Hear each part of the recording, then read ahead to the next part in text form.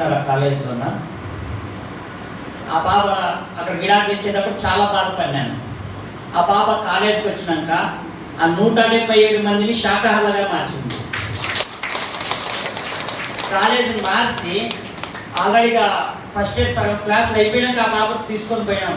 ఎట్లో సార్ చేసుకోండి సార్ అంటే ఎక్కడ పోయినా చేసుకోలే, కాలేజీలోకి చేసుకొని ఈ కొత్త కాలేజీలోనే నంబర్ 1 స్టూడెంట్గా ఫస్ట్ మార్కులతో వచ్చింది. అంత గొప్పగా ఈ ధ్యాన ప్రచారం చేసుకుంటూ ఆ పాప, మేము అనుకున్నాం ఆ పాప ఇంత పని చేసేది ఉంటే పోయి హైదరాబాద్లో ఏం చేస్తుంది, ఇదే కార్యక్రమాన్ని మేము ఎంతో ఇప్పుడు గర్వంగా అదే పనిగా అమ్మతో ఆశీర్వాదం తీసుకోవాలని వచ్చినాం. మా పాప కానీ రేపు మన్నాడు వస్తుంది, స్కూల్లోనే ఉంది. చాలా అద్భుతంగా చూడండి, పిరమిడ్ శక్తి అంటే ఆషామాషగా లేదు.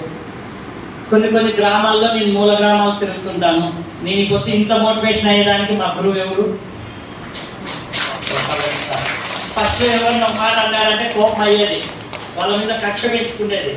నాయన చెప్పినాడు అవన్నీ అప్పుడు వదిలేసుకుంటే అప్పుడు ఇదే పిరమిడ్లోనే నేను సార్ 2 నిమిషాలు క్లాస్ విన్నాను, ఇంకా 2-5 నిమిషాలు నేను క్లాస్ విన్నాను.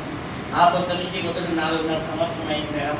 చాలా అద్భుతంగా ఎవరైనా తిట్టేకి వచ్చినారంటే వాళ్ళలో నా నాయని చూసుకుంటాను నేను, గోపాల్ సార్. అలాగా ఈ పొద్దు దాదాపు 6 రాష్ట్రాలు తిరుగుకుంటా ధ్యానం గురించి చెప్తూ, శాకాహారం గురించి చెప్తూ.